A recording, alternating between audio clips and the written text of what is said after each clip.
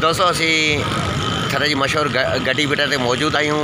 इतने लाइट न होने के करे छो तो बारिश जी वक्फे से वसी रही है। बारिश की वजह के करे इतने लाइट जी मौजूद ना है। ये गड्डी बेटा की मंजरकशी है। तवा दिसो पिया लाइट न होने के करे इतने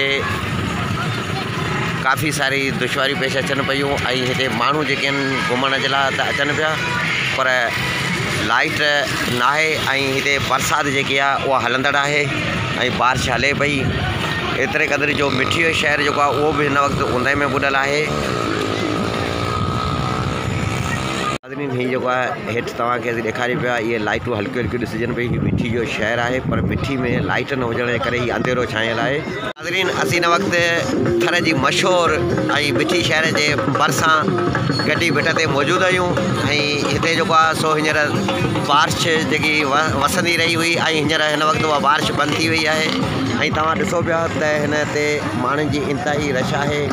माण्हू जो सो हिन बेट ते निकिरी आया आहिनि। हीअ थर जी मशहूर तफरी गाह है गड्डी बेट। असीं उते मौजूद आहियूं।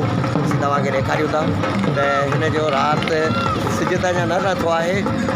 अञा कुछ पल आहिनि सिज के पर बारिश के करे हिते अंधेरो छाइजी वियो है। तव्हां ॾिसो त हिन जी केॾी मंज़रकशी आहे। तव्हां ॾिसो था त केॾी मंज़रकशी आहे। मोबाइल लाइट बात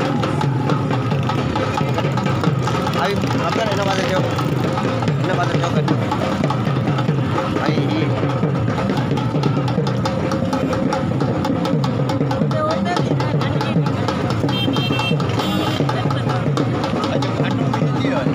ये दोस्त मूंसां गॾनि असीं जो इन सफ़र ते गॾु निकिता आहियूं। हिते गॾाया आहियूं। तव्हां ॾिसो पिया त ये दोस्त जेके आहिनि असां सां गॾु आहिनि।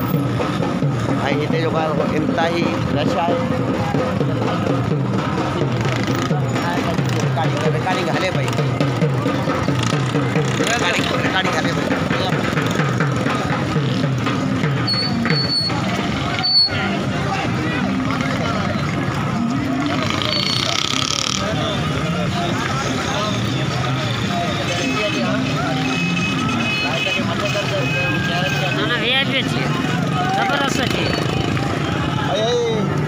दोस्त बारिश जो सो इन वक्त वरी भी स्टार्ट थी वही है।